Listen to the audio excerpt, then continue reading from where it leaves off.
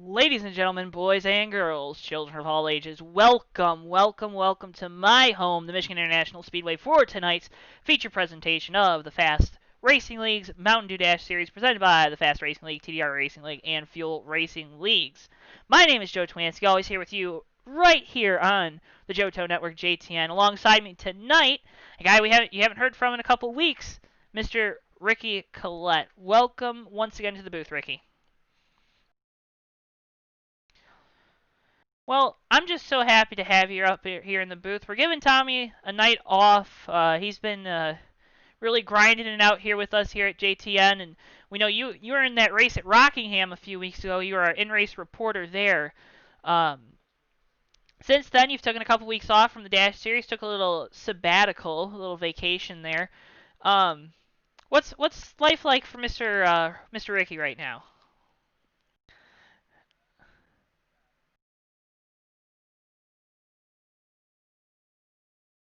Well, whatever whatever works. Well, we're very happy that you're going to be here.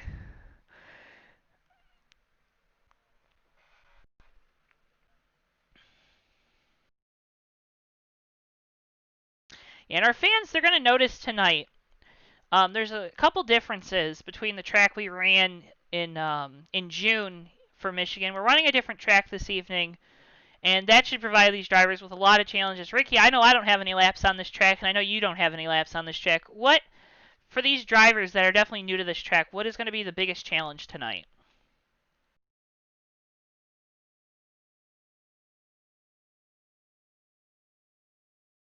So this is going to be kind of a different beast from what we saw with the previous Michigan.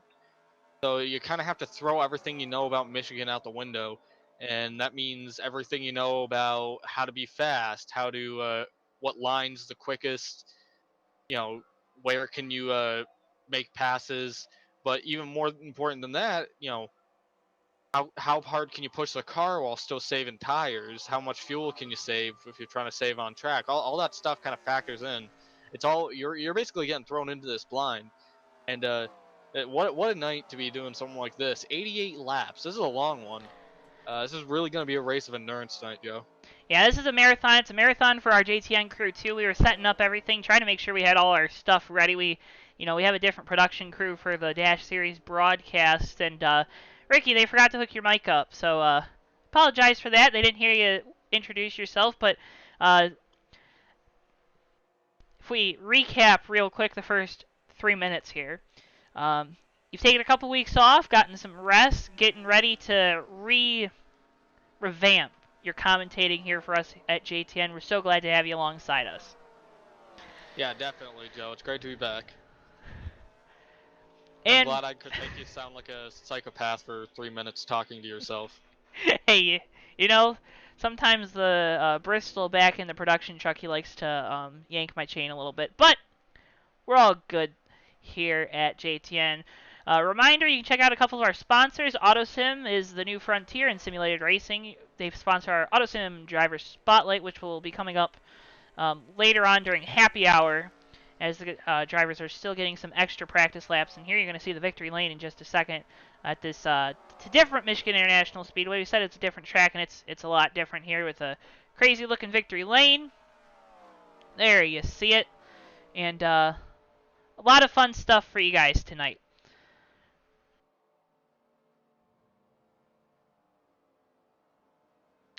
With all that being said, you can check out Autosim in the link in the description below. You'll hear more about them later on tonight, but they are the premier simulated racing game. Download Autosim 6.2 today, with 7.0 coming out in the next month or so. You can also check out JoeTow Designs for all your racing-related t-shirt apparel. Use code JTN2 there for 10% off. You can also check out our new JTN merch store with some really good deals on some shirts that just have some JTN branding. It's a great way to support us here at the JoeTow Network, and those are some pretty dang good comfy shirts that we got on there, so you can check that link out as well. Whew, Ricky. These guys are getting some extra practice here.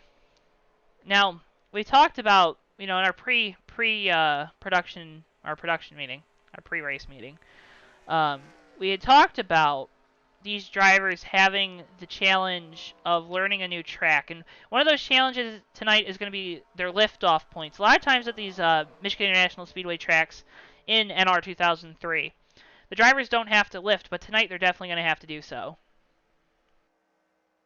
Yeah, and that definitely throws you off when you come to a new track like this, and there's such a stark difference as we are going over to qualifying here. These, you know, you get it ingrained in your head. It becomes second nature on how you drive a track. So it's almost like just everything gets thrown at you different in a different way, and it's hard to break old habits. Sometimes you come to tracks like this where one version of it you're running wide open and you get really good at it. Then you come into another version like this, and then all of a sudden you think you could still run it wide open, and you put yourself in the fence on lap one. So it's definitely a bit of a culture shock to kind of deal with something like this. Should be really interesting to see how it plays out in the race. Might be a bit of an equalizer too among the field.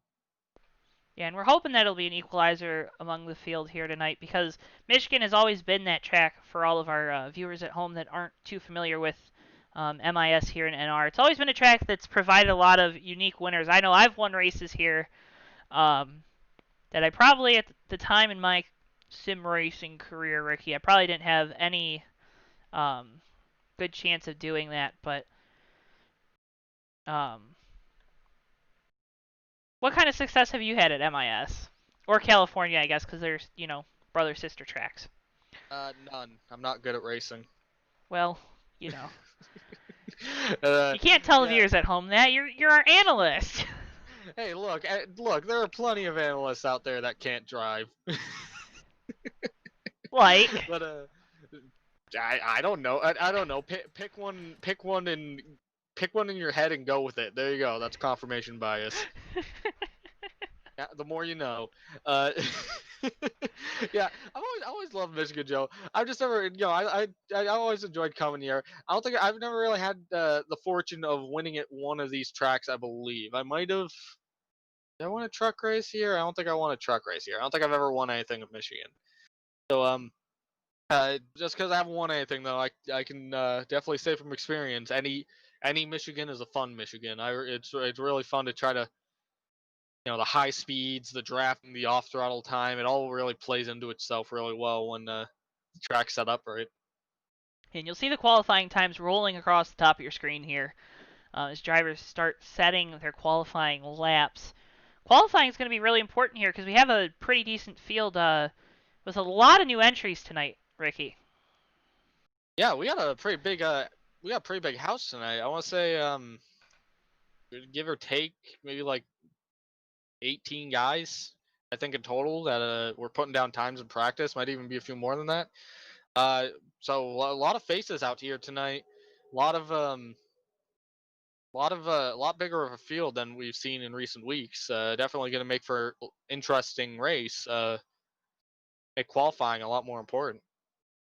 And qualifying is important for two reasons. You want the track position to start the race, but you also want to get a pit box as close to the end of pit road as you can. Now, there's also the thought process that you abort qualifying, and to do that, you just go in, you disqualify yourself, drive backwards on the track, do something to get the game to throw a black flag out there to disqualify you, and then you get a pit stall towards the other end of pit road, so you don't either if you're the last guy, you don't have anyone behind you.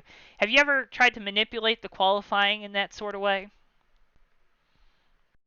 Not necessarily. I know some drivers definitely do that. Really, the most I've ever done, and this Ricky? is usually pretty common among guys, is when you don't want to start up front. When you go to a track where wrecks are going to happen a lot, you'll just not qualify at all. You'll just sit it out, let the game throw you wherever it wants to throw you, and then figure it out from there. But ideally, it'll put you somewhere in the back to begin with, so you can sort of let the chaos unfold in front of you.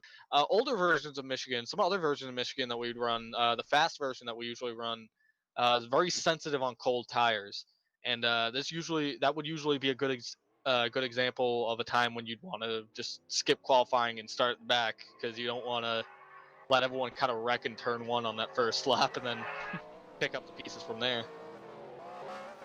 And as we see the cars coming off of pit road here to get their happy hour time, or to start getting some happy hour laps here. Really important part of happy hour is making sure that you know how to get to pit road. But before we do that, let's talk about our Autosim driver spotlight for the night. 4 tonight, Mr. Trey Coleman, driver of the number 14 Chevy Accessories Chevy Camaro for DeMario Chambers Racing. Yeah, I think tonight's gonna be a good night for Trey here. He's really been on a roll, very consistent, very strong runner here in 2 weeks with Dash. He's got a lot of experience with fixed setup racing, among other things. USRL alumni, as you can see on Saturday nights. He's had a ton of experience with a lot of these tracks that we kind of keep him back to, and I think it's definitely been shown the past few weeks. Always kind of up there in the shuffle. I think it's gonna be a good night for him. Yeah, Trey's been on a real roll as of late. He won the season opener in the Fast Cup Series at Daytona, won that race, then waited all the way to the playoffs for race 2 in the round of 16. Won at New Jersey in the Cup Series, and then also this past week won at Talladega with help from his teammate or his friend, his best friend, Mr. Darren Ingram. And Darren's also in this race tonight, and you can talk about too, you know, you're going to want to have friends tonight with drafting being so important at this racetrack. Oh yeah, absolutely. A lot of times these tracks will come down to just a dominant line. You see some of the cars on track right now actually kind of running two and wide, 2 and 3 wide here. Um, when you get into the race, you'll see a lot of that with cars and lines. Oh, Mikey hard And hit. seems like this version of Michigan definitely has an outside line. So if those two lines are equal, it really does just come down to whoever has more cars in one draft line or the other wins.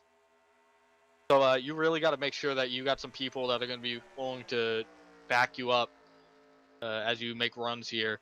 Could be a very important factor in completing a pass or losing a ton of positions. Yeah, we got a couple new faces tonight too. You see Sean Whitehill, a guy that hasn't been in a lot of these Dash Series races. He has his Cup Series teammate Mikey Murata, who races for his own team here in the Dash Series tonight. There are a couple of the lonely Fords in the Dash Series here.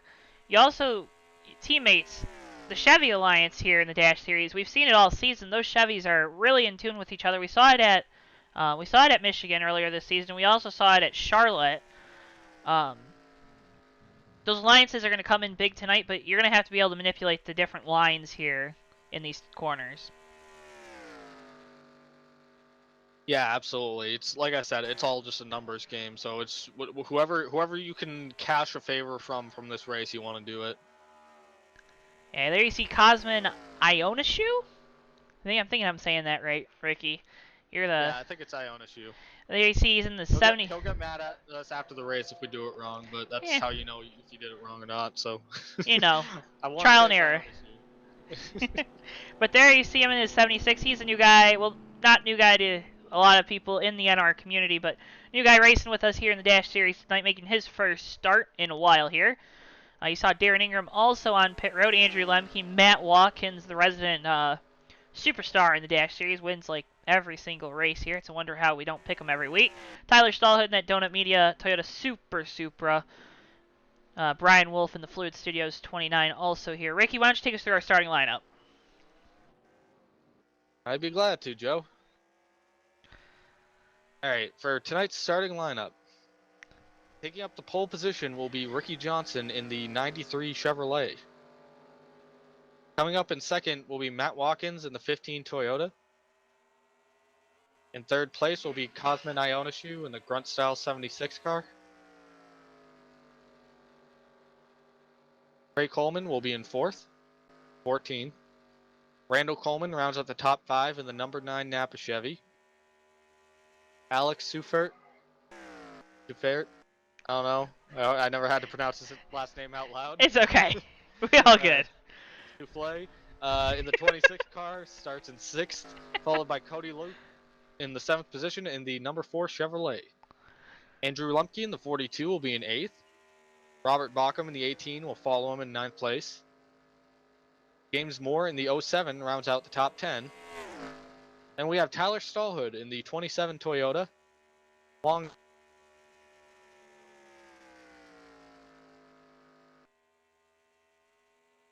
Aaron Ingram in the 88 will be in 14th. Mikey Murata will be in 15th in the 44 car. John Whitehill will be in 16th. Phil Parker will be in 17th at the 51. In 18th is Bill Murnahan in the 3 Chevy. Zach Krostowski in the Allegiant Chevy is in 19th, and then one car. Jeff Dixon will be in the 20th position. And rounding out the field in 21st will be Keith Patton in the 69 car. Nice. That is your starting field here for the Consumers Energy 176. It's a weird number. Tonight we're running 88 laps at the 2-mile Michigan International Speedway. So glad you're joining us here on JTN. We're seeing everyone start to kind of get in here. Ryan Pace writes, Mikey's going to win this. Not a doubt in my mind, and I think Mikey's definitely a strong pick tonight as well. Yeah, I think he's a good pick to go with tonight. So cars are getting set up on the grid. Be able to see a good establishing shot of them here, getting all lined up, starting to populate our grid here at the Michigan International Speedway. So glad you're joining us here. I'm Joe Towinetsky, alongside me, Mr. Ricky Collette. Richard.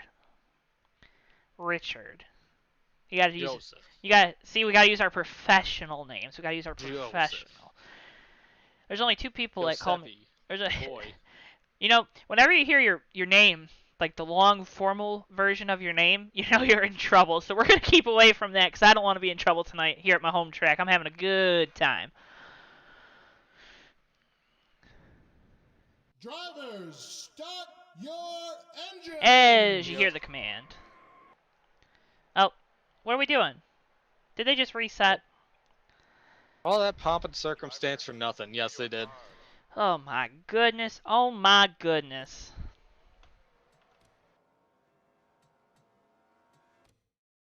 Don't you love it when they do that? It's important to note that does not count as our one reset for the evening. We don't have a reset here in the Dash Series, actually. Oh, wait, yeah, this is TDR. My apologies. Yeah, my apologies. Come on, Ricky. TDR has a policy against restarts.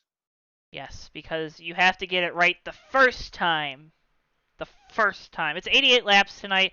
Thank you to Mr. Phil Lacasse for that, wanting to test this out for Saturday's race here at the Michigan International Speedway, which I believe is a noble race for the TDR series, so you can find out more about that on their page. We get a second command to start these engines up. Ricky Johnson, Matt Watkins on your front row, Cosmin Ionescu, Trey Coleman, Randall Coleman, rounding out your top five. Alex Souffle there in sixth. I'm just going to call him Mr. Souffle, you know. I think that's fair, right?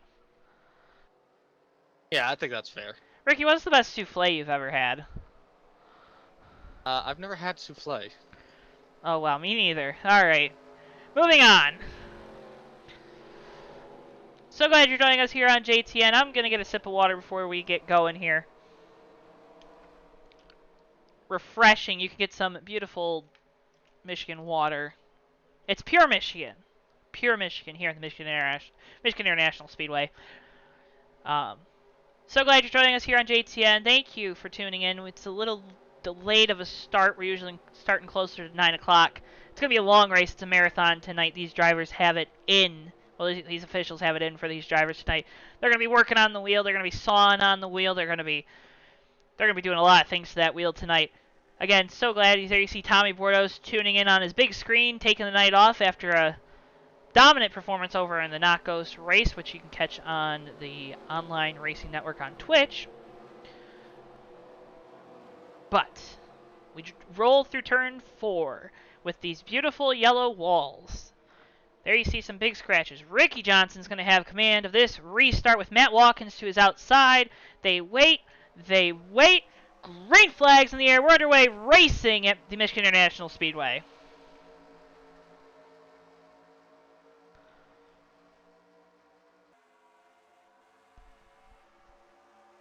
And already 3 wide.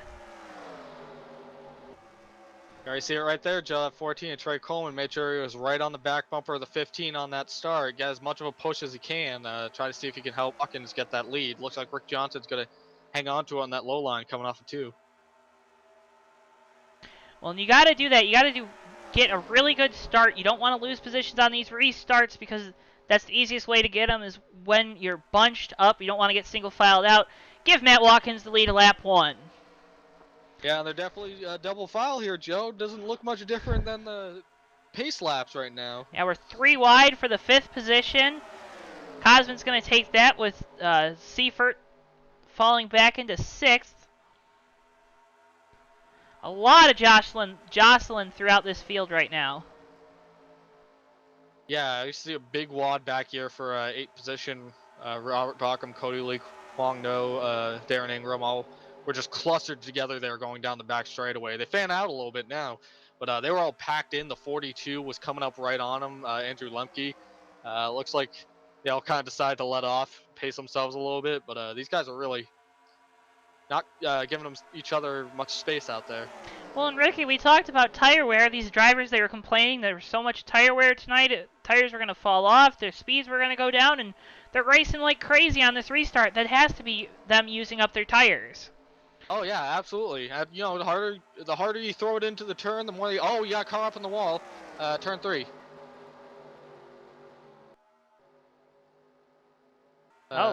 51 of Phil Parker, I believe. Yeah, there you see he's off pace a little bit. That is unfortunate for that repairablevehicles.com Chevy. There you see Bill Murnahan in the 3 Good Wrench car. Also, I'm assuming Bill's saving his tires. You also see Sean Whitehill, Jeff Dixon towards the back here. Those guys are usually towards the front, so I'm assuming that's a strategy call as well. More cars in the wall. Lemke in the wall in the 42.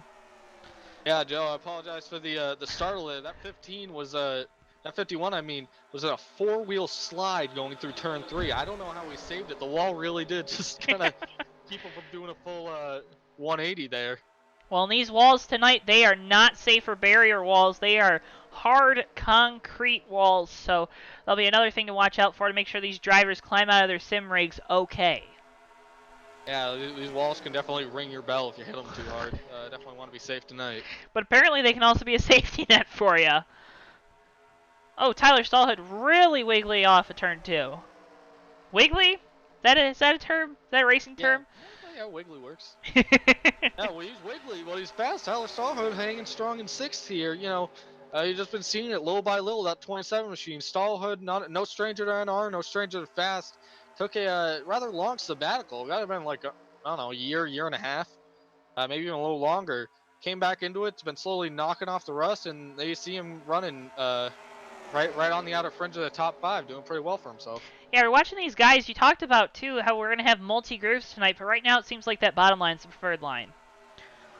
Yeah, I think right now it's just a matter of where these guys filter into. They could start running a lane up probably, and that would probably create a line. It's just, you know, you can kind of see it here. The 15 of Matt Watkins, he's kind of playing it smart. He's trying to kind of split the gap between the 2 lines because you could run with pretty decent speed there. Doing that, if Randall Coleman wants to go to the inside to pass him, Watkins is ready to block him there. If Randall wants to go to the outside, he's ready to block him there. And actually, block isn't the best turn of phrase. He doesn't even need to block. He just needs to stay with Randall's line. Doesn't really need to Mikey in the block him wall. Phil Parker in the wall towards the back. I'm sorry. These guys they're slamming the wall off of turn 2. But yeah, if you can kind of run that middle line, you can. If these guys get side by side behind you, you can just ride that bubble of air out in front. Yeah, you can kind of play the field almost like a super speedway if you kind of ride that middle line there. You get to block both lanes. If they go 3 wide, I don't know what's going to happen then. That's jury's out on that. But I think Cosman and Ionescu going to the outside of Robert Bacham here for 6. Looks like Cosman's making that outside line work. Ricky Johnson's going to get right up in front of him here, probably give him a draft and suck him down the straightaway. Yeah, we're seeing these guys. They're real. I'm telling you, they are squirming these cars. The back ends of these cars are really out of the racetrack right now. With this being a fixed setup series, what can these drivers do with maybe their driving style to kind of settle down a little bit here, get the car more into a place where they feel like they have more control as we're going 3 wide down the front straightaway. Really, it's just a matter of you got to race the track and not each other. Contact between the 88. Stallhood up into the wall. It looks like he's gonna. No! 7 gets him, and Sean Whitehill goes around. No! Like he's not gonna hit anything. No. No. So the caution is out here for Tyler Stallhood. He and Darren Ingram make contact, sending the 27 up into the wall, and then James Moore, it looks like, has nowhere to go. We'll get you a replay here.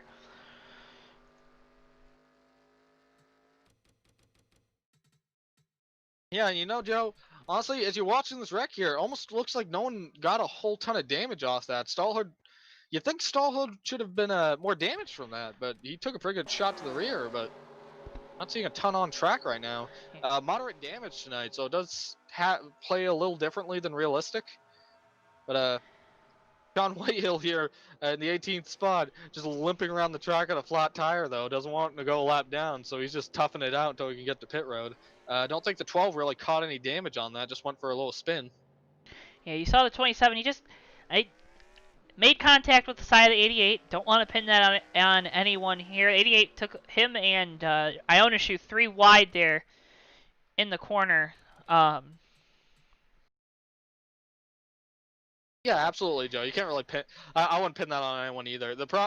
Especially early in this race, everyone's still feeling out those two lines, and like we were talking about right before that caution, you can really play that middle line if you want to. So everyone's definition of a line is going to be slightly different here. So you got to be very careful about where you're going. But sometimes you just get a case like that. Two guys go for similar real estate and then just end up bumping doors. You know, 27 looks like he's very fortunate. It was not worse damage. Same with likewise with the 07. so we can get you an onboard, the GM Goodwrench on board with the 3-car Bill Murnahan here. There you see the incident up ahead. Tyler Stallhood then comes down the track a little bit. James Moore nowhere to go. 3-car sees it all. He's going to make light contact with this inside barrier, but not too bad for Bill in that 3 machine. But oh my gosh, Ricky, that's definitely not what you want to see this early in the race. Yeah, definitely. And it looks like the 07, 27 still sitting on pit road here. They'll probably be Stallhood especially is probably going to be sitting for a few here, excuse me, while his team figures it out. Looks like they're getting them going right now. So not a whole ton of time lost there. Probably enough to kick out some dents, but probably not enough to get any significant motor damage. I think Stallhood should be fine to continue. And we hope that that's the case because we have such a strong field here tonight at the Michigan International Speedway. And if you want to be part of that strong field, check out the link in the description below to sign up at the Fast Racing League.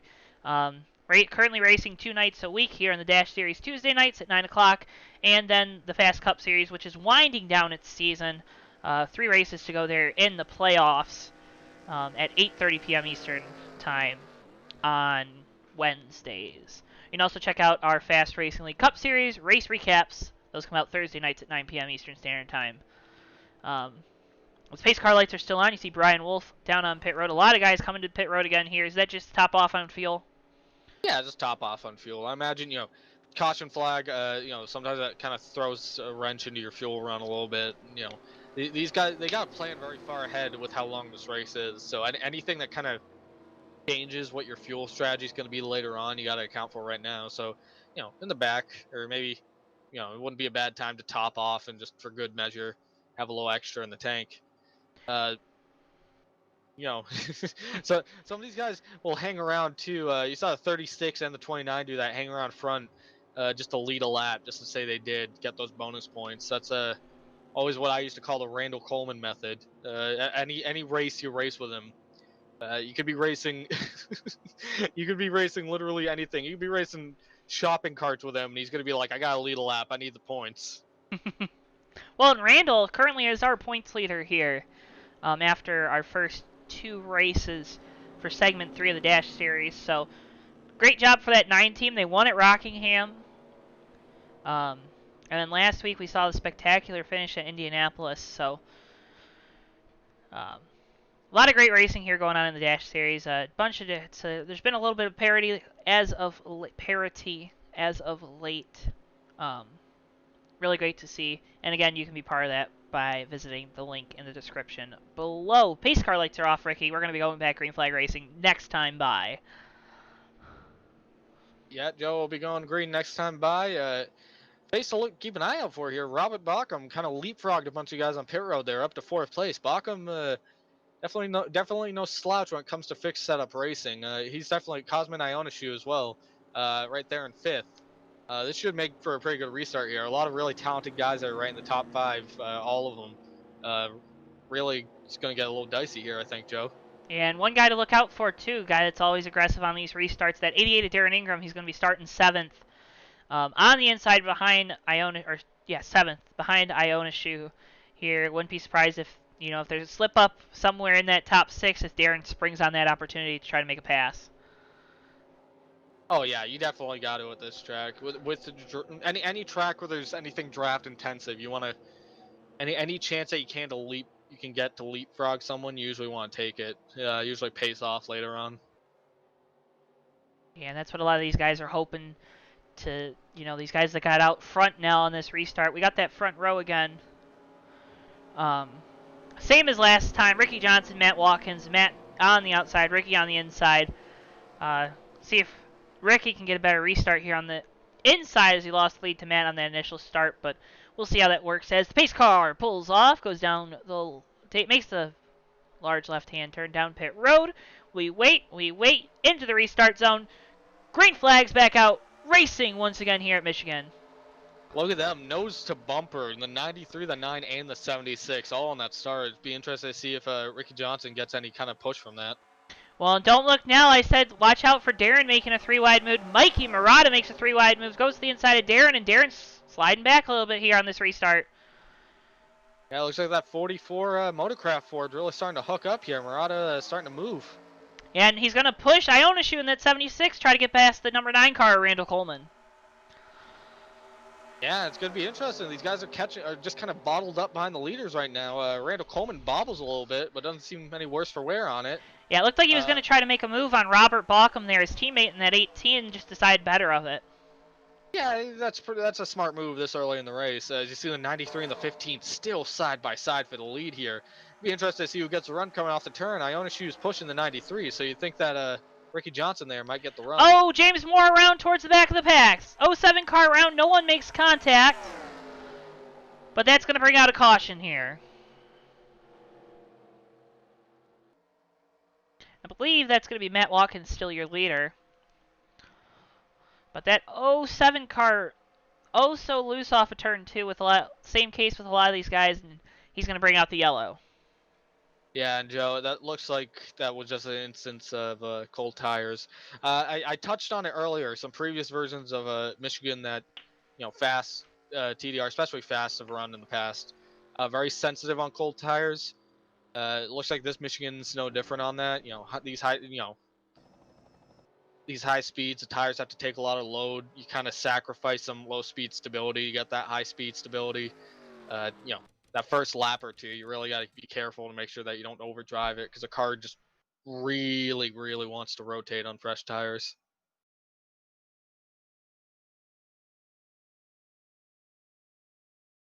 So we get our Popeyes on board with James Moore here on this. Take you through this. You see, he kind of rolls out of the throttle a little bit. The car gets really loose on the bottom, and then he just goes for a ride down there. But luckily, no one making contact. Maybe the 4 Cody Luke makes slight contact, but nothing to write home about there.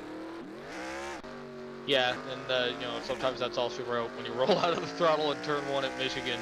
You know, you roll out of the throttle, the car wants to rotate more usually. You know, and again, on cold tires, that's almost a death sentence. You really just got to commit sometimes going through the turns here. Like, whatever, even if you can't be totally on throttle and you got to, like, just let the car roll in, you almost keep it, like, 10% throttle just so you have some kind of force at the rear wheels kind of pushing the car forward, giving it just a little bit of plow. As Darren Ingram's going to win the race off pit road. Matt Watkins, Iona Shoe, Johnson, and Baucom, your top 5. Looked like Darren took 2 tires, a guy that takes a lot of risks on these pit stops. You only had a lap there. I don't see why a lot of these guys even came down pit road. Yeah, 1 lap. I don't think that's really going to hurt Ingram at all. You know, 1 lap under speed. Honestly, the car might be a little tighter. That might pay off. That might help him out as these tires wear a little bit.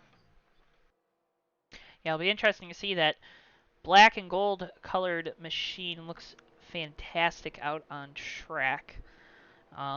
Currently, he's lined up 4th. I'm assuming these top 3 are going to pit at some point here.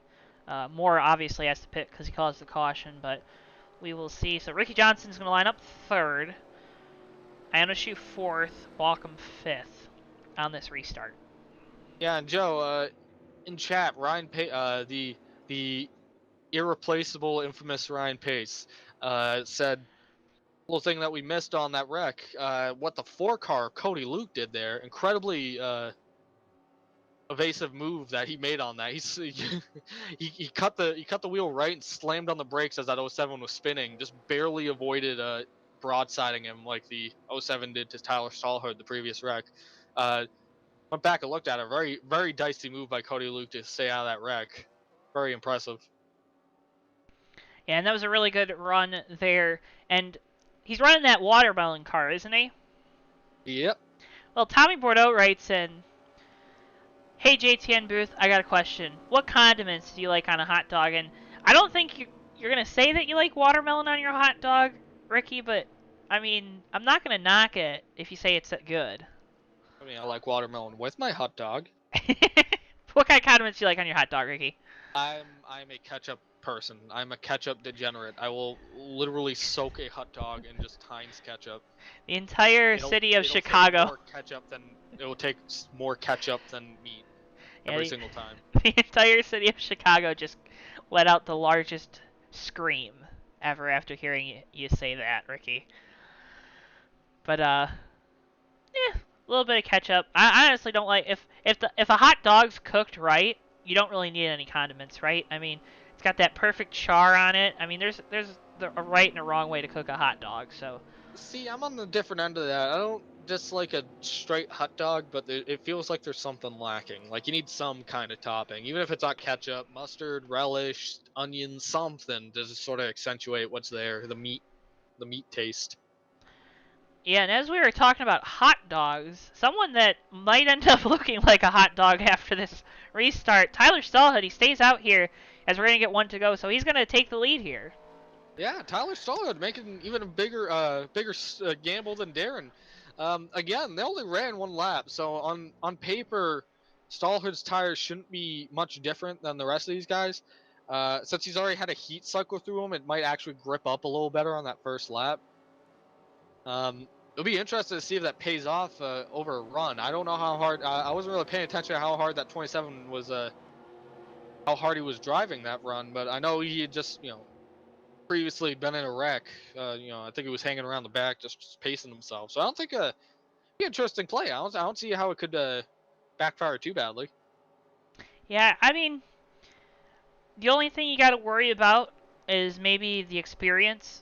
Darren's been racing for a while now. I mean, Tyler's been in NR a long time too, but has been away from the sim for a while. And these guys behind him, a lot of them are really hungry for a win and have been in the sim more recently. So it'll be interesting to see how that's going to play out here on this restart. We reset them. Tyler Stallhood, Darren Ingram, your front row.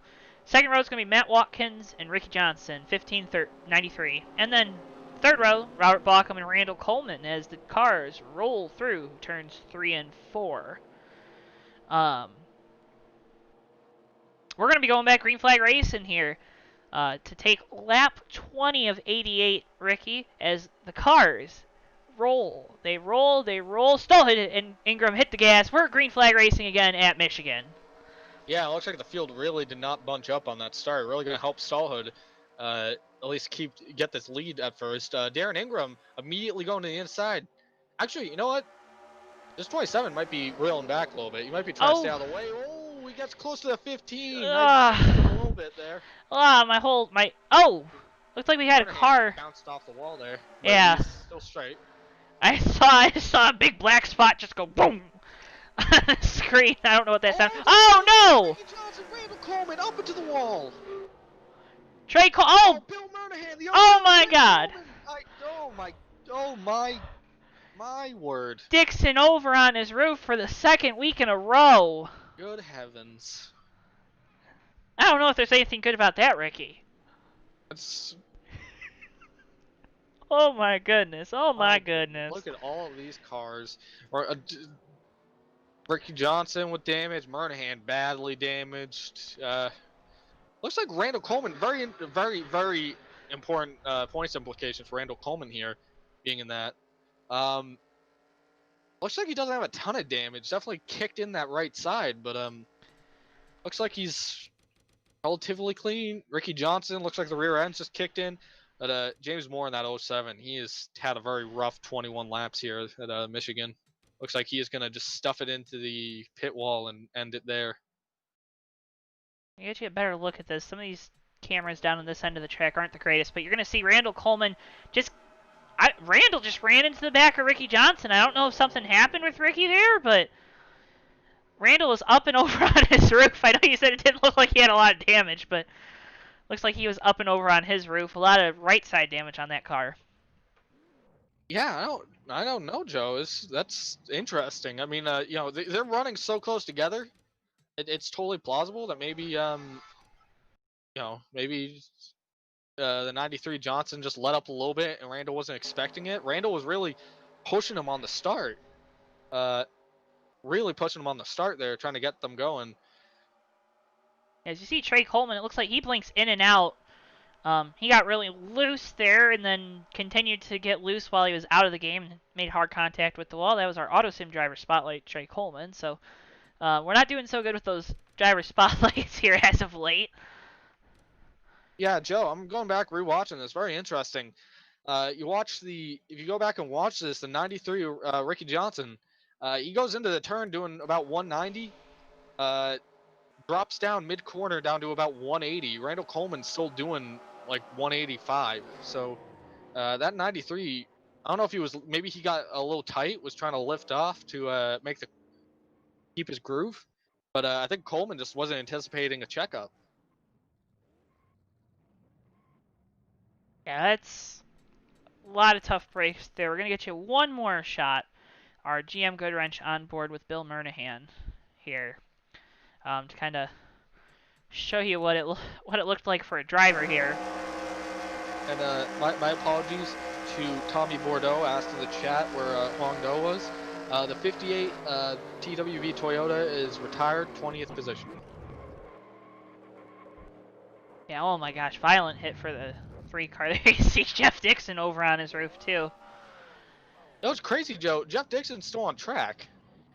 He just keeps pitting. He looks fine.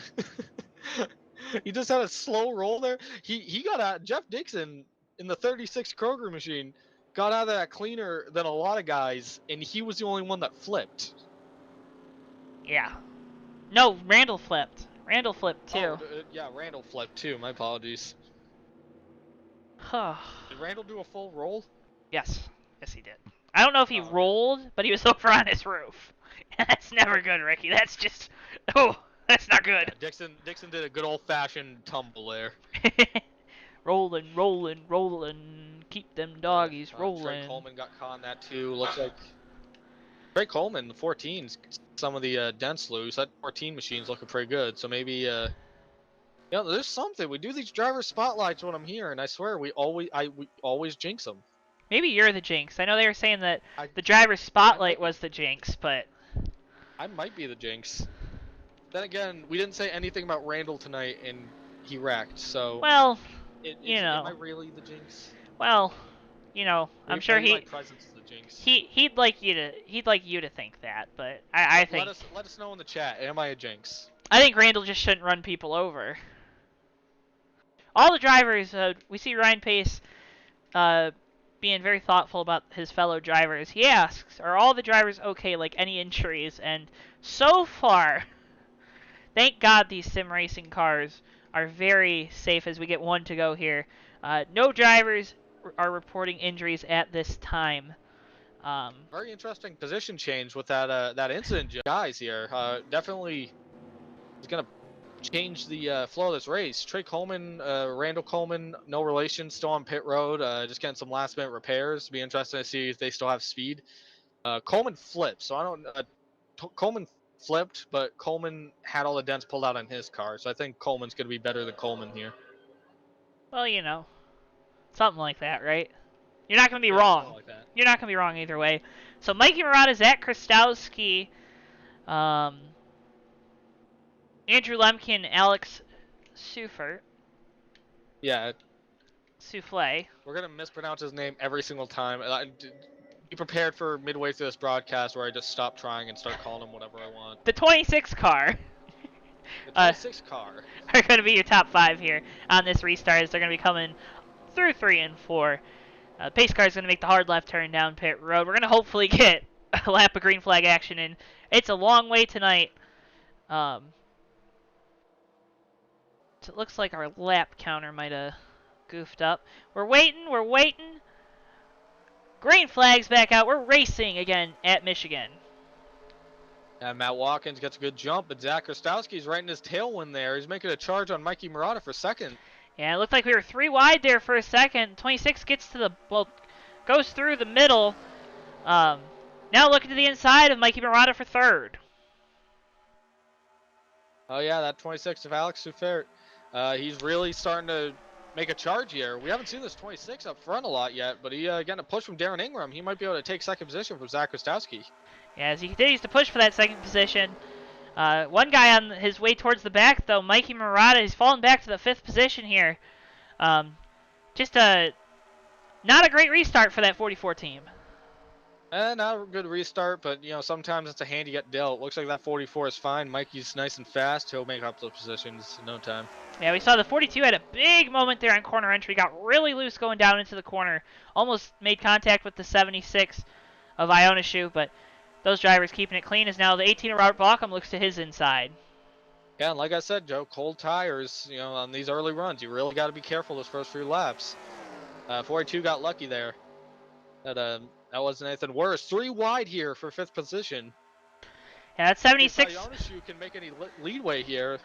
Yeah, he's been making moves all night long, not afraid to take him 3 wide. He backs off as they go down into turn 1. Yeah, that's a veteran move right there. You know, you feel it up, you see if you can make the pass. If you can go for it, you go for it. But in that case, he's not going to try to force it 3 wide when you might wash up and take both those guys out. Very smart racing there by Ionishu in 6th position. Now, I know that Saturday night, Tommy called John Peterson Mr. Excitement, but I got another guy that's Mr. Excitement out on track. Darren Ingram in this 88 as he looks for the lead here. Always making crazy moves, crazy passes that work to his credit. 95% of the time, he looks to the inside for the first position. Yeah, we got Ryan Payson here in chat saying Mikey is saving his stuff. He knows what he's doing here, and that is true. Mikey is definitely a master of the safe racer. Always he gets to the end just sort of. That's why I always like, where did he come from? Because he always just makes sure he paces himself right till that moment, and then all of a sudden just pops out of nowhere. As Darren Ingram takes the lead, so now the battle's on for third. Mikey Murata to the inside of Zach Krastowski. He clears him coming off of 4, but to his inside, it's Ionishu in that 76.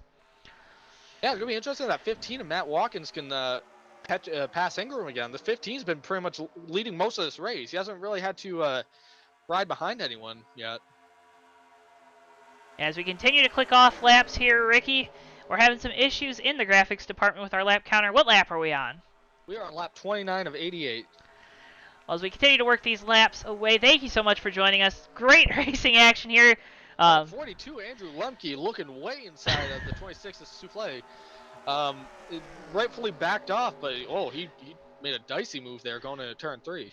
And don't look now, here comes the 2 Colemans, Randall and Trey, looking to the inside of Sean Whitehill trying to get up into this lead pack. Yeah, this is interesting here. Sean Whitehill, no damage. That 9, that 14, as you saw, did get damaged. So it looks like they got enough to hang out here.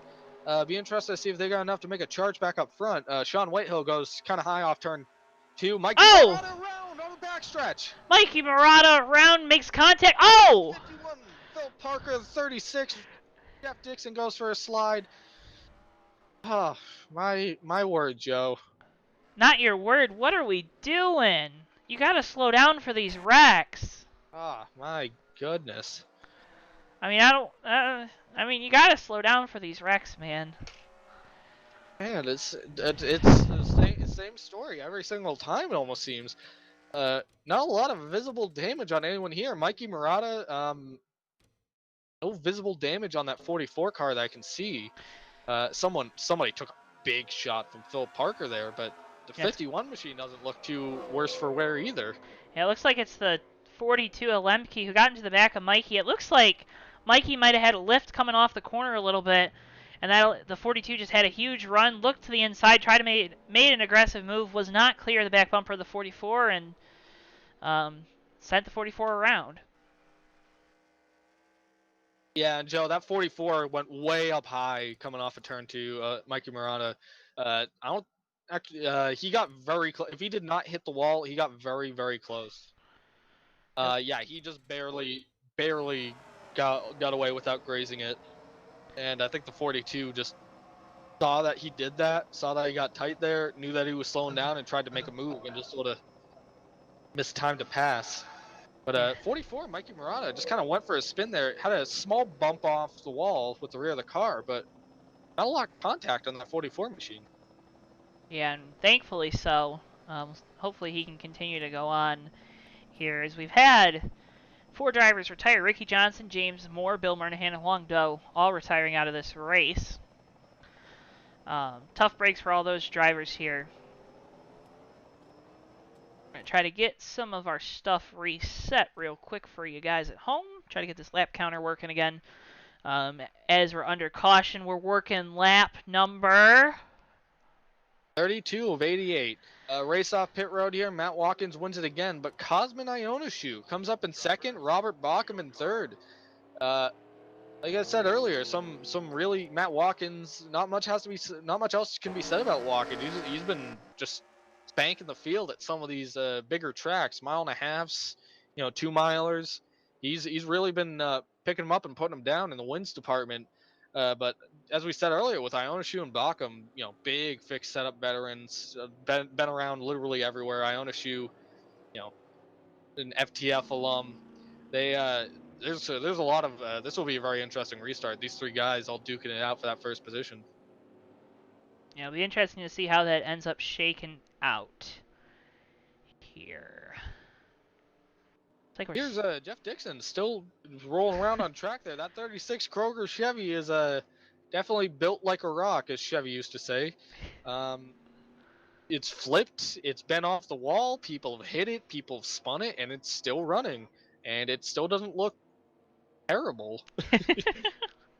Dixon just keeps coming down pit road. I'm sure he's got to have some kind of engine damage. I'm sure he's got to have something that's holding him back right now. But I've seen guys come out looking a lot worse after going through a lot of those kinds of wrecks. Dixon just keeps coming down pit roads, just monotonously repairing his car as need be. they're just trying to get as much damage on that machine fixed as they can. We're continuing to work through some issues technically, but that doesn't take away from this great racing action we've had tonight. Thank you so much for joining us here on JTN. Make sure you go, you like the video, you hit subscribe here. We're on the road to 200, trying to get there in the next couple weeks or so. Go like us over on Facebook. That's a big help as well. Means a lot to me, especially anything you do to help support us here at JTN. We should be getting the one to go this time, so we're going to try one more quick fix on this lap counter to hopefully try to get it to where it works for you guys at home. Yeah, and Joe, little fan feedback here. The man, the myth, the legend himself, Mr. Tommy Bordeaux, on vacation here, says in chat, Mikey knows what he's doing here, getting a wreck to make the field think that you're out of it, and then sneak up on him. So, Tommy Bordeaux always thinking outside the box. I think he's onto something there, Joe. We're all playing checkers, and Mikey's playing chess.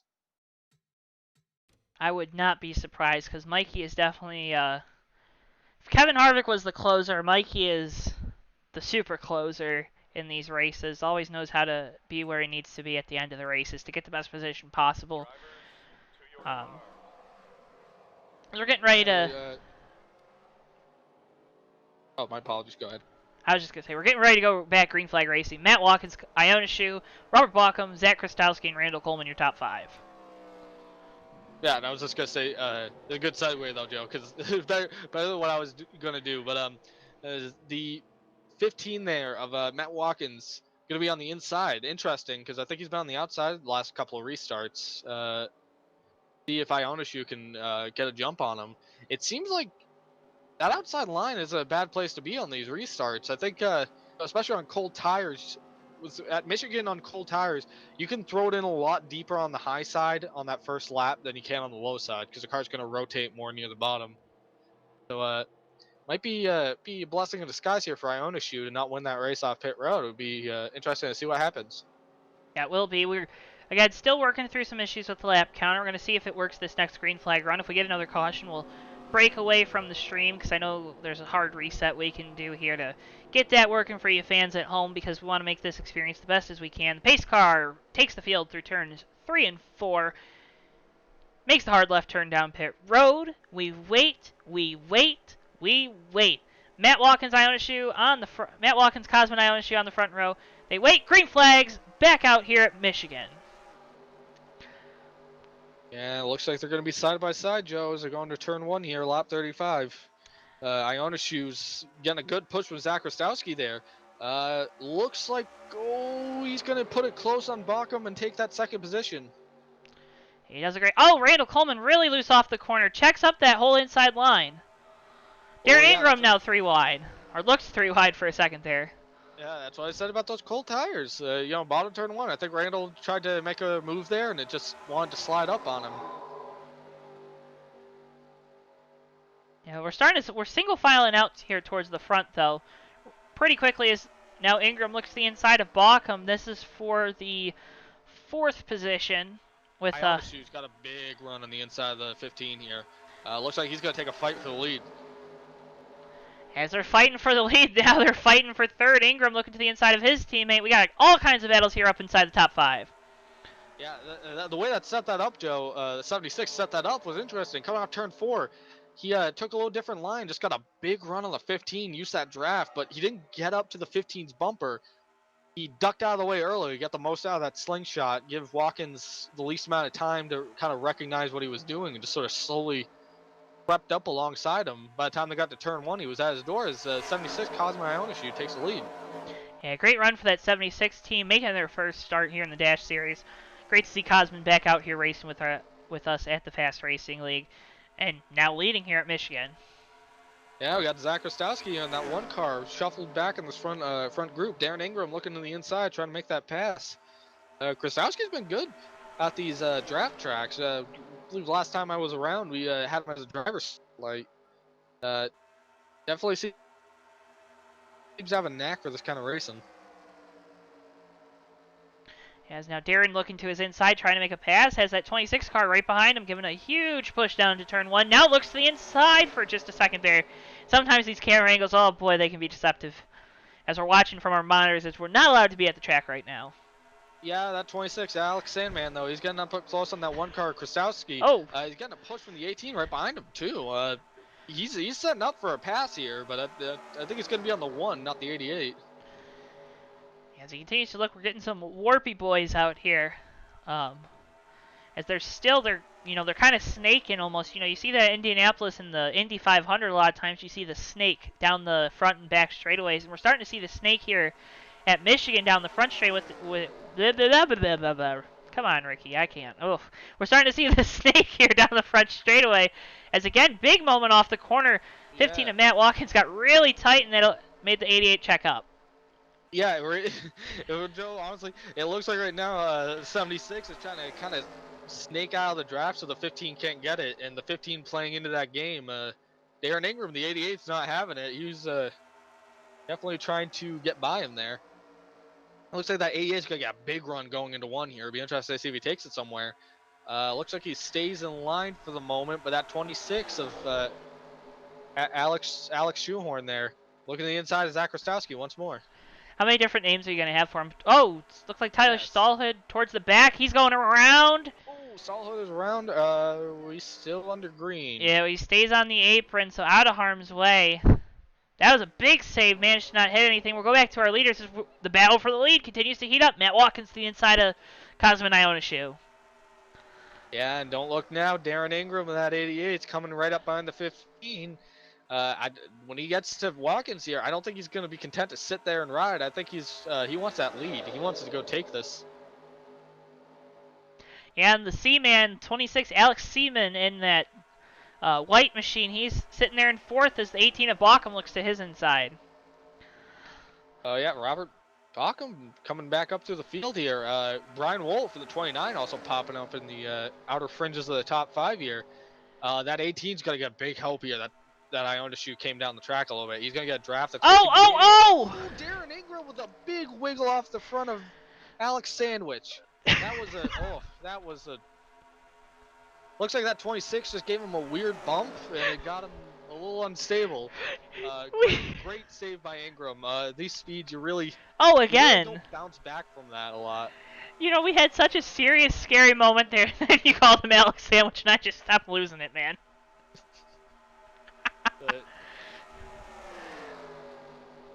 Great driving by all of them. That 26 and that 88. Just keep an eye out on those two, because I don't think either of them are content with riding around. They're here to race. They're gonna push the envelope. I've been the opposite end of that before.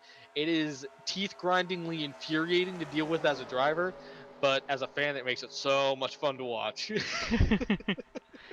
continue to watch these cars, though. They're starting to get into the point in the run as Ingram looks 3 wide for a second there for the second position. They're starting to get really tight off the corners because this is one of our longer green flag runs of the race. Yeah, and this is really where it's going to start becoming apparent who's saving their stuff and who isn't. Robert Bakami in the 18, he is incredibly good. I don't even know how I can understate how good he is with short tracks for the exact reason. He just, no matter how far in you get with a tire run, when you race with him at any kind of short oval, he always seems to know exactly how to run it to save his stuff. And I think that's really playing into his hands right now. As he's tracking down that 15, I think the Bacham is going to be taking the lead here in a lap or so.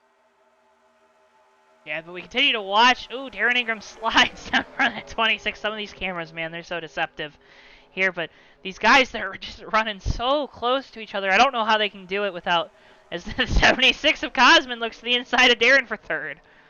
Yeah, it's just constant. I'm really enjoying this. You can definitely tell there's multiple lines out there. I hope these guys are having fun because this is fun to watch. Oh, Brian Wolf washes way up the track. Oh no! 44 of Mikey No! goes for another spin.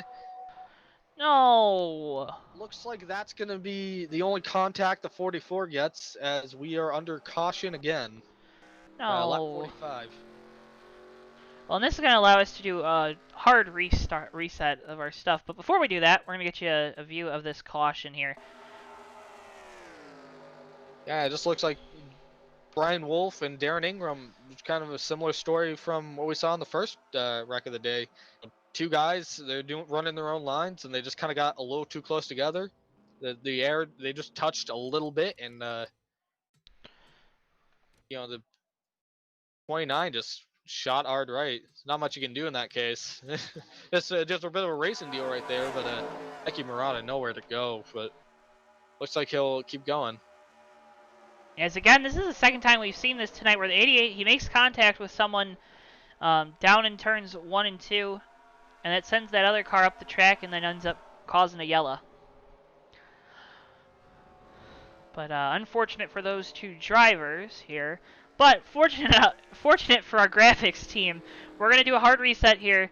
You're going to see a black screen just for a quick moment here on JTN. It's going to get you all set up. We're going to get you all set up to get this green flag to the end here as we work lap 46 on the racetrack. We'll be 51 of Phil Parker just spun out under pace laps.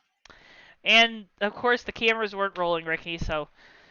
And you know what? That sounds like something I'm making up. No, the 51 looks like he was trying to go to pit road and then decided to fake out and then overcorrected and shot into the outside wall. He's going. He's fine, but I was like, well, who's smoking on the front stretch there? As we'll be right back here on JTN. Just give us a quick moment to get everything reset, and we'll have it back up ready and raring for you for the second half of this race. Alright, back here on JTN. So sorry for that quick little hiccup there. We're going to get that all reset for you. Stand by, Ricky. Check, mic check. Yeah, I gotcha. So we're going to get back to the racing action at the Michigan International Speedway. Getting close to that 28, 30 lap to go mark. We're going to be, we're coming up on our TWB 10 to go later on in the night too. So, a lot of great stuff happening here at JTN right now. Yeah, I think there's gonna be one of those deals, Joe. Just fuel mileage be damned. I don't think we're gonna see any kind of strategy. I think right now the name of the game is wait on a caution and then just get tires every time that there's caution.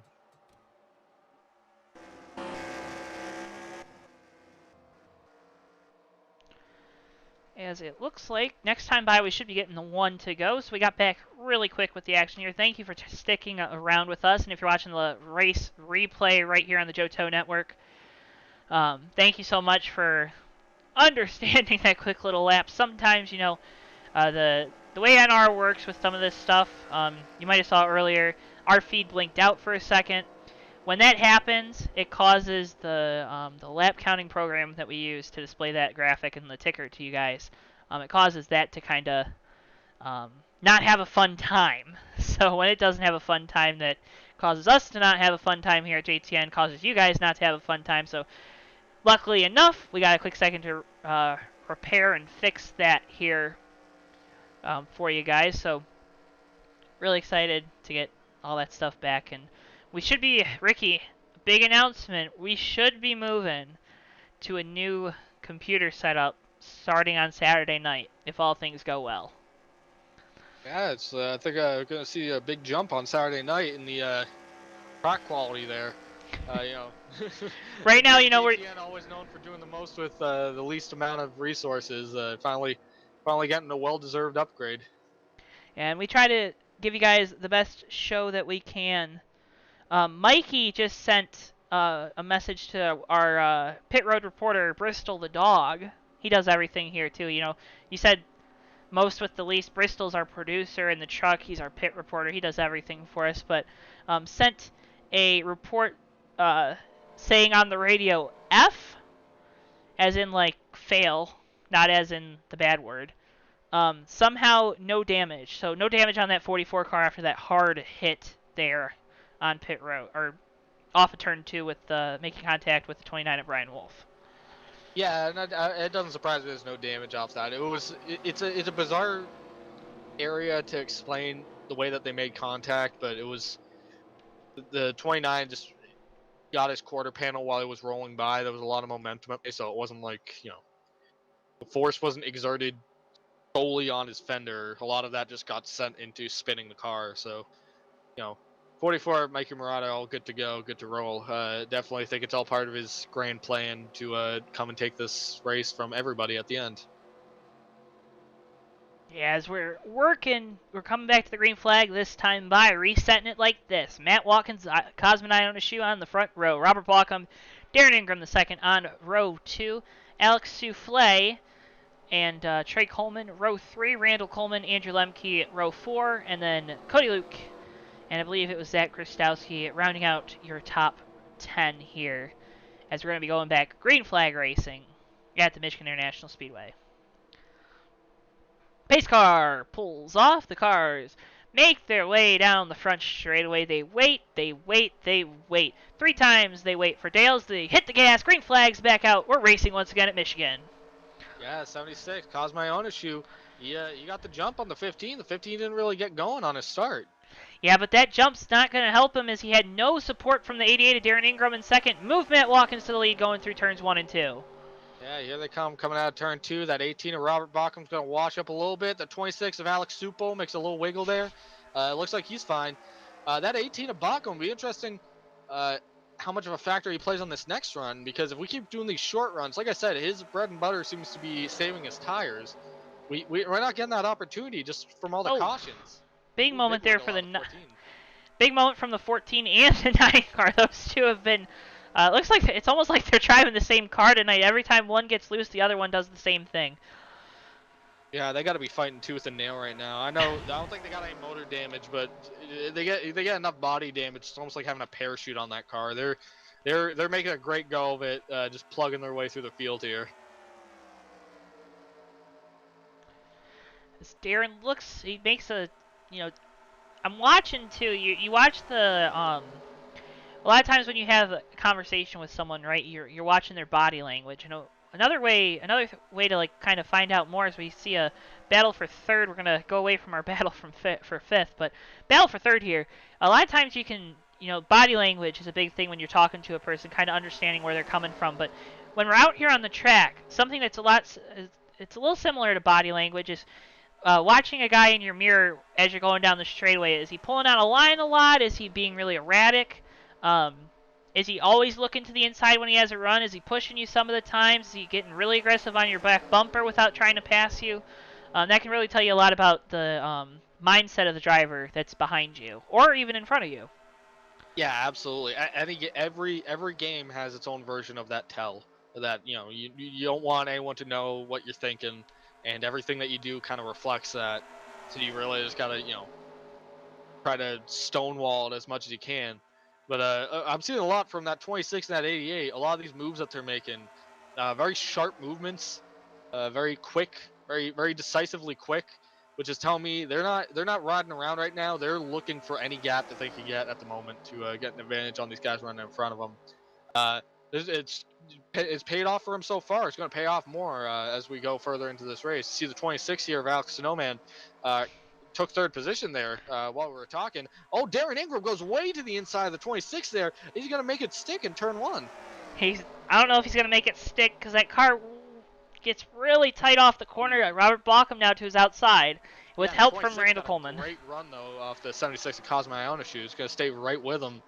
That's what I'm talking about. That 88 came right up on the back bumper of the 26, and the first thing that he did was shoot to the inside. That's one way. Just like everyone has their own racing style, everyone has their own way of just setting up passes and how they want to do it, and it does tell what your priorities are. And right now, that 26 and that 88 especially is telling me they don't want to be sitting in the back here. They want to be leading. They're going to get there, hell or high water. And you've thrown a Beaver Dam out there. You've thrown a Hell Michigan out there tonight, Ricky. Oh.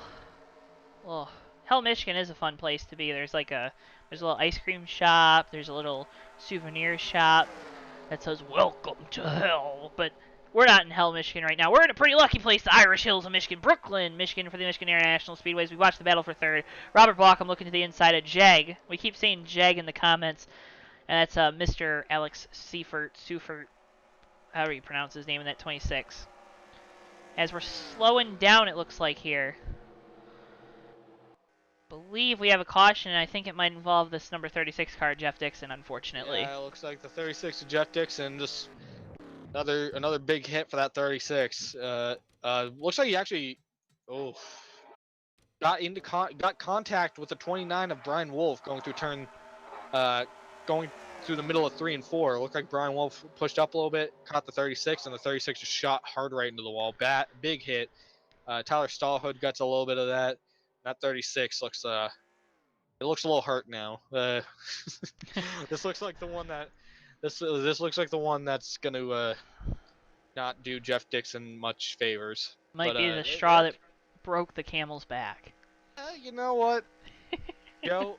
I might have spoke a little too soon because that car looked pretty beat up, and I came down pit road and I just saw all of the dents and dings pop out of it like magic. As it looks like he's retired now. Yeah, it looks like he's retired. So I guess that's the.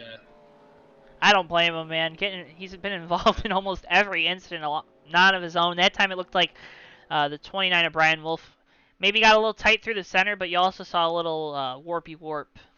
Yeah. So don't want. These guys are going so fast with those turns. The cars are under such an intense load. It's like, some tracks, especially short tracks, you can bump doors to your heart's content. And nothing's really going to happen. But the track like this, these guys are running. Those cars are on the absolute ragged edge of grip. They're hooking up, but you can't push them any further than that. And then you just have a 2,000-pound car bump itself into the side of you, and the tires can't handle that. And that's what we saw happen there with the 36 of Jeff Dixon. That 29 just gave him enough of a touch that the tires lost grip. He tried to save it, and it immediately overcorrected into the outside wall. And it's unfortunate, but there's not much you can do in that situation. Yeah, and you talked about these cars starting to push. Well, Ricky, I'm going to push some of our sponsors on our viewers right now. You can check out JoeTow Designs in the description below for all of your motorsports-related design apparel needs. Custom designs made by yours truly, Mr. Joe Twansky. That's me. You can check out that. Use code JTN2, that is code JTN2, for 10% off on that store. on that entire store, any item that you'd like. There's some cool shirts up there. We lowered some of the prices there. So check those out. That does a lot of support for us here at JTN. You can also check out our new JTN merch store. Those designs, they're priced to sell. Premium tees that are super, super soft with our good old new JTN logo on them, as well as a cool car design. You can support JTN by doing that, going and purchasing one of those if you feel so inclined. You can also check out Autosim, which is the new frontier in simulated racing. Autosim 6.2 is currently out. You can check out their website in the description below, where you can download Autosim 6.2 today. Autosim, a new frontier in simulated racing. There you see our Autosim driver spotlight, Trey Coleman, who's had an up and down night so far. Ricky, I was involved in some incidents early, but has kind of kept his nose clean ever since. Yeah, and it's been very much a Coleman partnership going on for a lot of this race ever since that wreck. 9 of Randall Coleman and the 14 of Trey Coleman there. Again, no relation. They both stayed out during that pit cycle so that Randall could lead. And then as soon as Randall decided, okay, I'm going down pit road, Trey went with him. So I think the strategy is for these two affiliates, because I believe one of those is a rev car and the other is a DeMario Chambers. DCM car. Yeah, a DCR. car. R. A DCR, my apologies. Ugh. A DCR car. Those are affiliated vehicles. Those are both rev chassis. So I think the two Colemans, the teammates Coleman, are using this as a chance to work together to kind of get some positions, whatever they're missing on speed. I think they're trying to make up with a joint draft here, and very interesting strategy. Seems to be paying off for them pretty well. Well, another guy, we see him in the chat sometimes, and because he's one of these drivers that has on his dash a live stream of JTN, which we love to see because, you know, distracted driving and all. Darren Ingram writes in, give me an in-race report, and then he says a word that I'm not allowed to say as your host here. Gosh darn it. Gosh, golly gee, gosh dang it, he says, but you can see that in the chat. Well, Darren, we're going to report on you. We can't get, we don't got the radios here at MIS for these dash cars, but Darren doing a great job. He's been Mr. Excitement all night. He's really provided a lot of the action here towards the front. Yeah, Joe, it's unfortunate we don't have the radios here. Our communications intern Beavis didn't seem to get them to us tonight. Well, no, that's Bristol's job too. Was that Bristol's job? It's everything's Why is his Beavis job. here then? What does he do? Is Beavis here? Yeah. Is Butthead here too? Now you're just being silly, Joe. We're rolling 2 turns to our 3 and 4. It's a name, Joe. God. Huh? Watch enough TV. It's a name. God. Watch enough TV. As the carts roll through turn 4, the base car is going to roll off here. Give these guys control of the racetrack. Rev teammates on the front row: Darren Ingram, Zach Krastowski, Matt Watkins, Cosmo Ionishu, and Robert Balkum rounding out your top 5. They get into the restart zone, hit the gas, green flags back out at Michigan. Yeah, Darren Ingram gets a big run here. Zach Krastowski doesn't seem to get going. That's it. That's going to 3 wide here on the restart. Yeah, 3 wide. Krastowski's going to get that, kind of get stuck on the outside. Keep an eye on where that one goes. Looks like he actually doesn't lose a ton of ground on that. Been trying to kind of gauge understanding what that far outside line's doing. I don't think there's enough to race up there, but it seems like it's not a monumental hindrance to be up that high. Some tracks it would be absolute killer. Here it doesn't seem like that. Krastowski's nose actually dove a little bit too going into 3 and 4, so I'm wondering if he might even be saving a little fuel right now. He might be, but if you're saving fuel, I don't know why you don't come down on that last time by pit road. We just have a big pass to lead. 15 past the 88, and the 76 is coming past the 15. Well, you know, always here on JTN, we got too few cameras and too many cooks in the kitchen, missing some of these great racing shots for you. But the battle for the lead has been as electric all night here at Michigan International Speedway. My home track, you know, always putting on a great show for us here at JTN. Yeah, Joe, and don't look now, but Mikey Murata in that 44 machine in 7th place, going to the inside of the 42, Andrew Lemke. He's got his old buddy Sean Whitehill behind him. He's moving. Well, those two got to get on the move. They're 2 of the only Fords in this field tonight. I believe they are the only 2 Fords in the field tonight. So they got to get moving here. Possibly, but we had one Toyota in the field for what, like 10 weeks. So And it still managed to win like 80% of the races. So, manufacturers and all, but manufacturers are a big deal here at Michigan. that is true. See the 15 of Matt Watkins getting right up on the back bumper of Ionescu here. It'd be interesting to see if he gets a run coming off the turn. It looks like he is. If he's going to go the inside, Ionescu's going to go the inside, take that line away from the 15. Looks like Watkins is going to go the outside with Bauckham behind him. Bauckham trying to capitalize on this. Oh, yeah. Probably going to try to push Watkins along so they can get past the 76, and then as soon as he does that, kind of start gunning for the 15. Yeah, we've seen all night this outside line. It really does a good job as the run goes on when the tires start to wear out. You can start making passes up there. Just because you hold more speed in the car, you don't lose that momentum. As we see, Robert Blockham is going to take the second position as Ionescu is going to slide up into third. Yeah, and again, it's a lot of that. Also, the draft plays a big factor on that. It does a lot of grunt work too. That if you get someone pushing you, you can really throw yourself into that turn with more momentum than you could get running by yourself out there. It really helps kind of get a great run coming off the turn if you have someone pushing you going in. 18, Robert Bauckham coming up on the back bumper of the 15 here, kind of all according to plan right now. But Ionescu isn't letting him out of his touch. No, and he can't. You got to stay close to these leaders up front because if you lose too much ground, it's going to be over really quickly here at the Michigan International Speedway. I think these guys are going to have to probably make a pit stop or save a lot of gas here. So by virtue of that happening, we've kind of split this pack. These guys towards the back, they're running really far off of each other, and then towards the front, you see everyone running really close. Are these guys towards the front, or are they just banking on another caution? Yeah, I'd imagine so at this point. They're all running wide open. I'm not seeing anyone clutching up here. It's very much a split strategy. The way the trends have been going with the cautions, I would lean towards the idea that we're going to get another caution in this. But these guys in the back, if they get lucky and we don't see another caution, that could pay off saving fuel. These guys up front too, they're running nose to posterior, like 4 deep here. So you got that kind of draft train going, you're definitely saving fuel. You're not putting as much, the motor's not doing as much work to keep the car up to speed there, because it's not getting as much resistance from the air pressure. So it definitely helps them. 15 of Watkins is kind of the odd man out in that case. So again, the fact that he hasn't tried jumping out of line to let someone else lead for a little bit lends me to believe that this is more of a choice of them banking on another caution than any kind of fuel saving strategy. We've also seen, though, tires are going to mean a lot.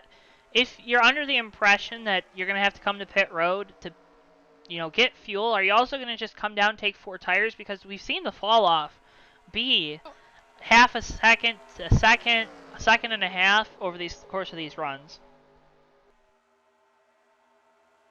Well, I guess that's a mixed question. I guess I would say, in the context of right now, lap 67, probably 21 laps or something. If these guys take it to the end of a fuel run, so it would probably be split that maybe like 10, 15 laps. Yeah, I think if you do 2 tires, you could hold off for that long.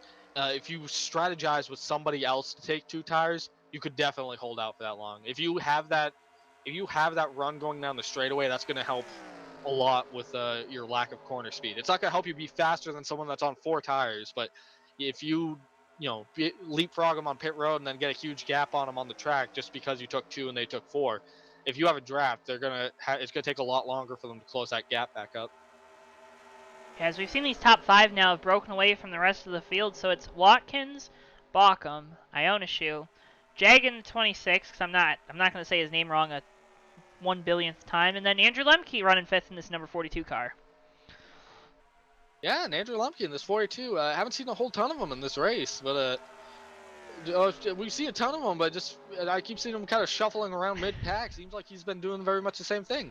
Biding his time, waiting for the moment to strike, and it looks like it's really falling into his hands at the moment. When we saw him, he had that horrific hit from the I don't remember who hit him. Someone hit him, though, going 100 and something miles per hour. 51 maybe of Parker? I think so. And hit him, and that was a scary moment, but good to see him continue on here as Ionescu looks to the inside of the 15 and the 18. Gets to the inside of Bauckham going down into turn 1. Yeah, and I think and Ionishi's going to get to that inside line. The 26 of Alex Slip and Slide is going to go with him.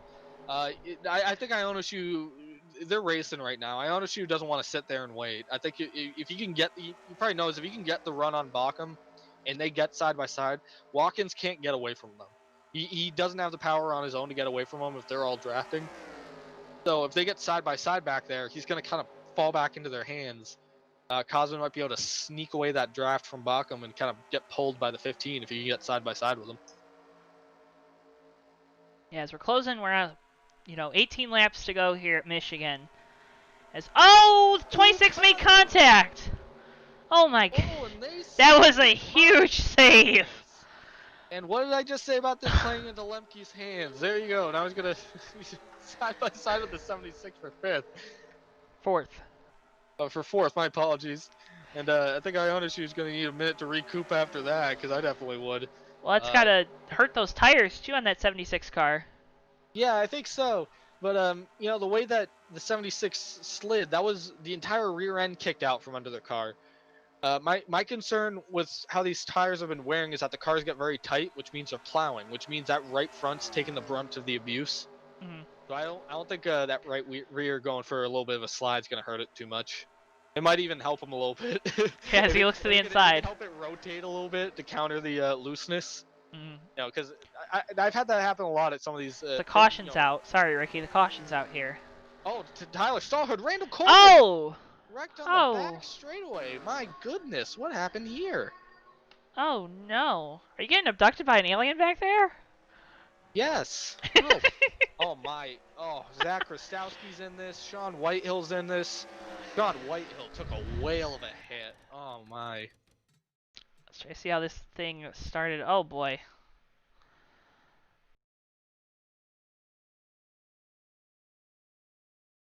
You're going to see the replay here. Darren Ingram's about 10 miles per hour slower coming off this corner. 12's going to make an evasive maneuver to avoid that. Gets really loose because of doing so. Makes contact with the one of Zach Rostowski. Big hit into the air for the 12. Zach Rostowski also around there. You see them both on your screen. Oh my goodness. If you want to ride, go ride along with the 14 of Trey Coleman.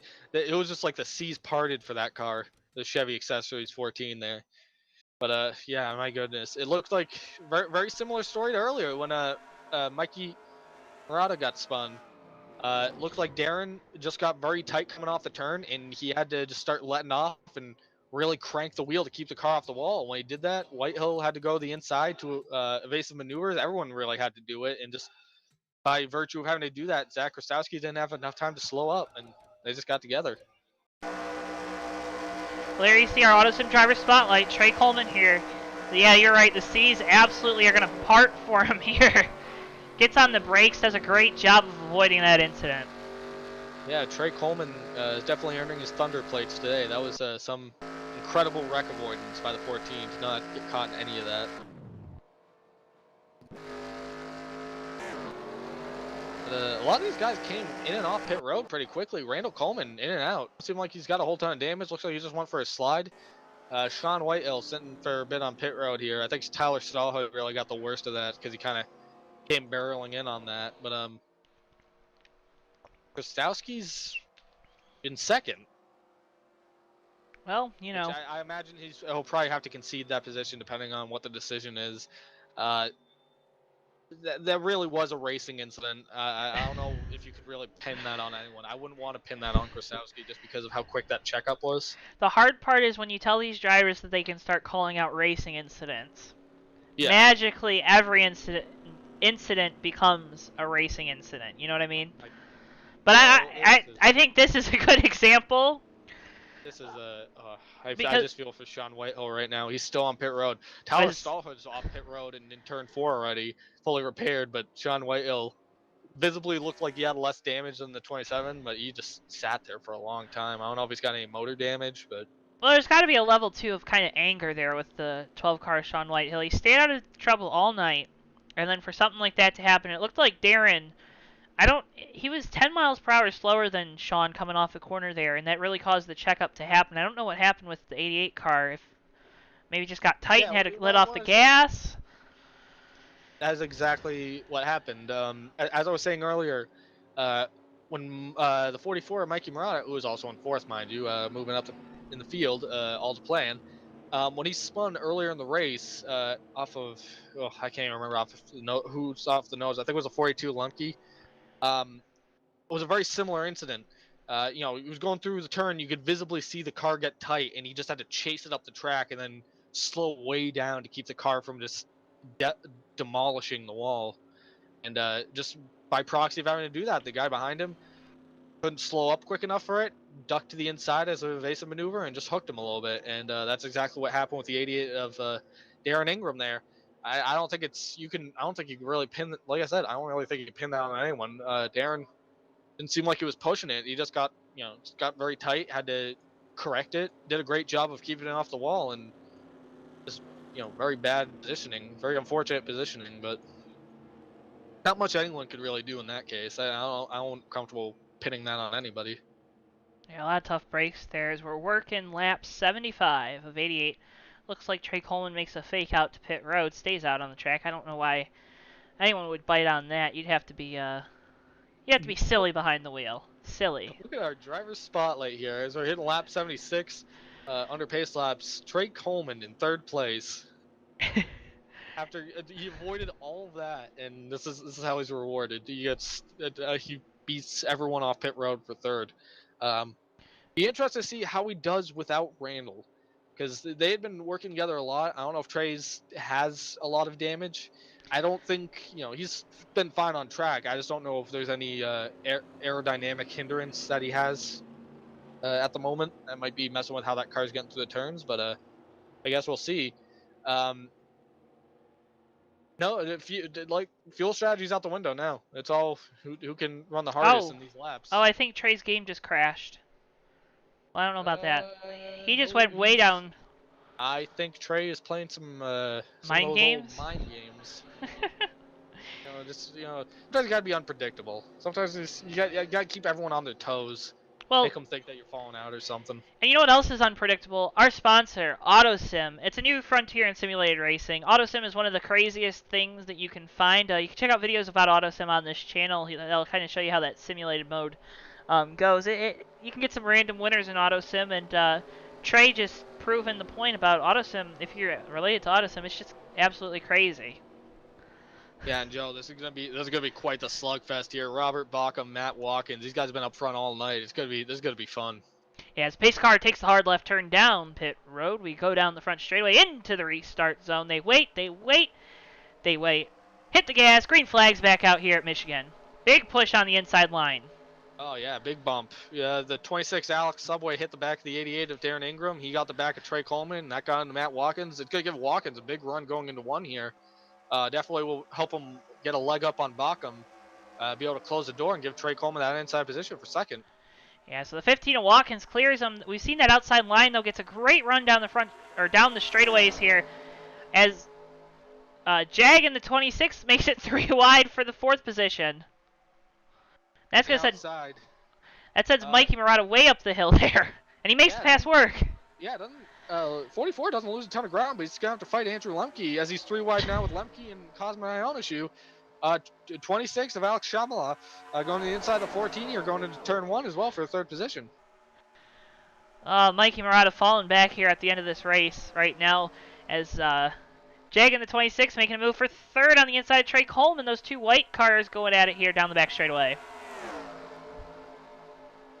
And don't look now, but Ionescu and Ingram, they're coming. They're hungry. Cosman's going deep to the inside of the 88 here. He just stuck his nose in there. Darren had to sort of wiggle up the track. Gonna push for the 44, Mikey Murata. Those guys are really dicing around for 4th and 5th. Well, at this point, it's the time. You gotta start moving. We're getting down to the end of this race here as, I believe this is our Autosim, or our TWB 10 to go. Yes, it is. And for years, TWB has providing consumers and businesses alike with products and services that get stuff done. Visit the new site coming this fall, twb.com, and also check out TommyBordeaux.com. TWB, let's do this together. That was our TWB 10 to go, and I hope I did my boy Tommy Bordeaux. Did him proud there.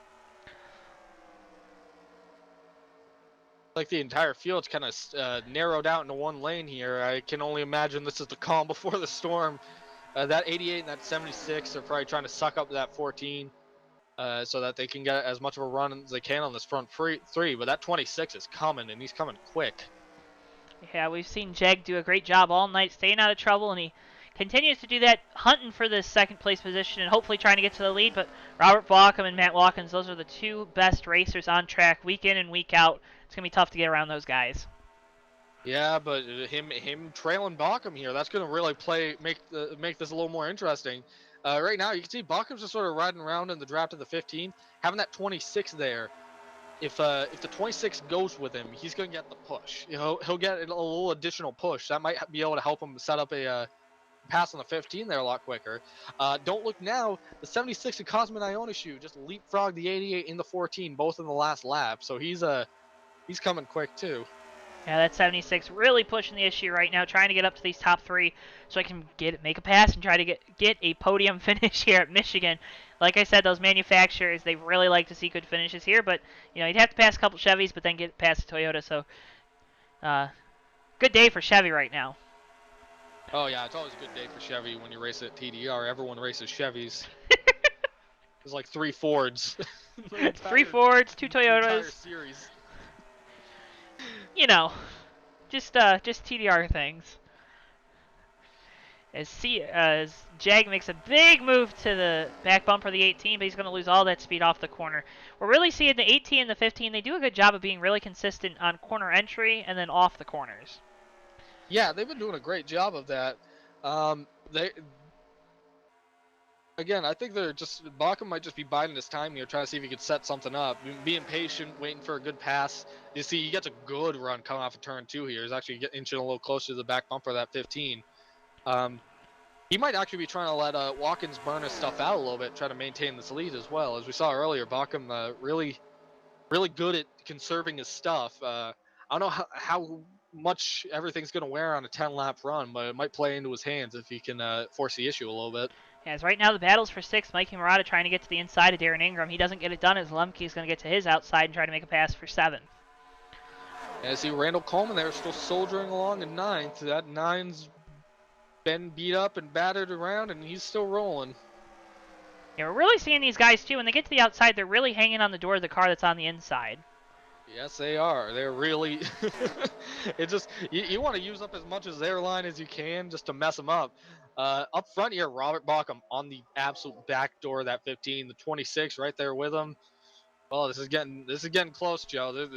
I'm telling you, give it a lap or two. This 18 is going to spring out from behind that 15. We're going to have a race on our hands. Is it also, you talk about saving tires, but it's also about keeping those tires cool here towards the end of the race? Not necessarily at Michigan. It's not really the only problem with Michigan is just keeping the tires, on the car. Cold tire. Oh yes, but cold tires are usually a little more detrimental here. I mean, of course, you don't want to burn up that right front, but there's not going to be an instance within 10 laps that you're cranking the wheel that hard that you are overheating the right front tire. You can wear it out more than you should be, and that'll hurt your handling. But I don't think in terms of just raw tire temperature that you're going to see something like that. Yeah, as we continue to watch this battle for the lead start to heat up, you can see it towards the back of your screen. The battle for third is also heating up as Cosmin's really closing in on that third position, closing in on Jag in the 26. Yeah, and like I said, Darren Ingram hits the wall there in 5th, keeps going. As I said, this plays into Baukham's hands. If these guys get to the back of him, that's going to give him more of a run on this 15. The 26 gets a little closer. Ionescu gets a little closer behind him. Because realistically, if Bauckham tries to set this pass up, he's got those 2 guys behind him, they're going to be more prone to going with Bauckham than they are with Watkins, because they know if he doesn't pass Watkins, no one's getting by the 15. For sure. This isn't our last lap, is it? No, lap 87.88. Okay. Whew. Whew. I got really nervous there because we're getting towards the end of this thing, and these guys, they're waiting to make a move. Bauckham stalking the 15 of Matt Watkins, getting ready to make a last lap pass, hopefully, to try to take this win away here at Michigan. Yeah, and there it is. He's looking at that inside line, get a little clean air on the nose. It'll be interesting as we come to the line here for 1 to go if he can make that pass. He does. White flags in the air. 1 lap to go at Michigan International Speedway. They got the 76 is pushing the 26 right now. They are racing hard for third position there. Well, and that's not going to help the case for the 18 to try to make a pass on the 15. Watkins goes to the inside to protect the position here. In turns, 76 around.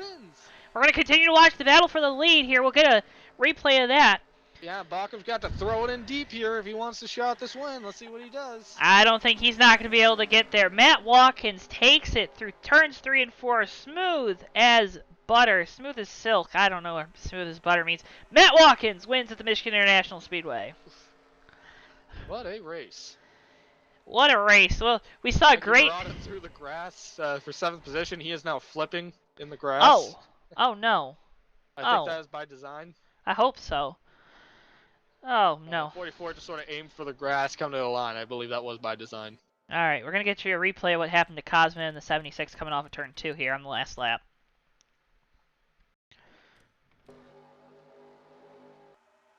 Here you see the replay just... Yeah, the car gets really loose. I don't know. He might have made contact with the back bumper of the 26 there and then hard lick into the inside wall, but the driver is obviously okay. He drives away from this. So we go out closer towards the front here in the replay. Here's Mikey Murata in the 44.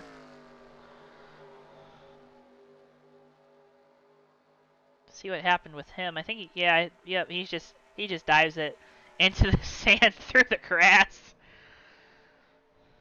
Yeah, really and looked grip like flips. That 76 just trying to time a bump on that 26 that just didn't pan out the right way. Yeah, well, went up on the back end and jag there, and it just sort of, just the way that knocked the front end of his car, it almost looked like it lifted the wheels off the ground for a second. Well, and there you see him in victory lane. Matt Watkins wins at the Michigan International Speedway. There you see Randall Coleman creeping into the picture like a creep. But Matt Watkins, your winner here in his Toyota Super Supra. Ricky, we had a great race tonight, didn't we? Oh, that was just a fantastic race. What a great time this was.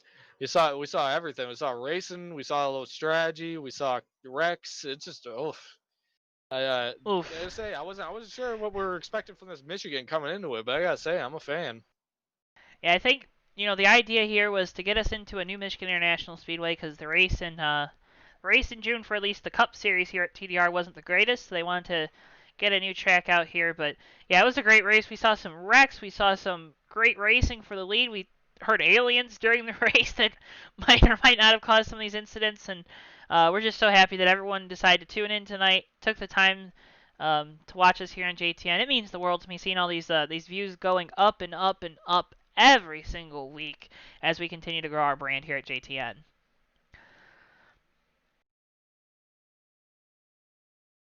While I still have your attention, I'd like to thank everyone for tuning in again. Seriously, it means the world to us here. Make sure if you like the video, hit the like button. Share it with your friends. They can always watch it on replay. The replays go live right after our broadcasts end, so that way if you miss something or if you're in the race, you can always watch a replay of it. I know some of the drivers do that, Ricky. And it's a great tool for them to kind of learn from their mistakes at different times. Cosman writing in the chat that not very happy with the bumpers. And I know that's a common complaint with this the current mod that we use here in this series, with kind of the bumpers being 2 feet, 3 feet in front of what they actually are. But with all that being said, it was a great race for us here at JTN. Make sure you hit the like button, subscribe. We're on the road to 200. If you get the time, check us out. We'll be premiering the Fast Cup Series race recap Thursday night at 9 p.m. Eastern Time. That'll be a fun one for you there to get a recap of what happens Wednesday night during the Cup Series race, which is the 5th race of the playoffs, the first race of the round of 8. Yours truly is in that round of 8, so we're going to try to pull our number 2 Nutrichomps car into victory lane at New Hampshire, so that'll be a fun one as well. If you can't make it for that, you can always watch that on replay as well. But we'd really like to see you Saturday night, 10:40 p.m. Eastern Time, as we head to Charlotte for the United States Online Racing League's race at Charlotte for the second race of the round of 8. Davey Hazard already locking himself into the championship 4 in 3 weeks' time. And some of those other guys, they definitely want to make sure that their road to the finish or road to the championship is good. You can check out our Facebook page. Give us a like over there. I know I'm taking up a lot of time here. If you're still watching, thank you for that. But check out our Facebook page. Give us a like over there. Subscribe here on YouTube. Check out our new JTN merch. It's a low price. That little bit of support really helps us here. And for all of us at JTN, my name is Joe Twansky. Make sure you you're the change in the world that you want to see. Spread love, peace, and happiness through your heart, your home, and to everyone around you. We'll see you Saturday night at Charlotte for the United States Online Racing League's Red Bull Cup Series race. For all of us at JTN, thank you so much for watching. Peace!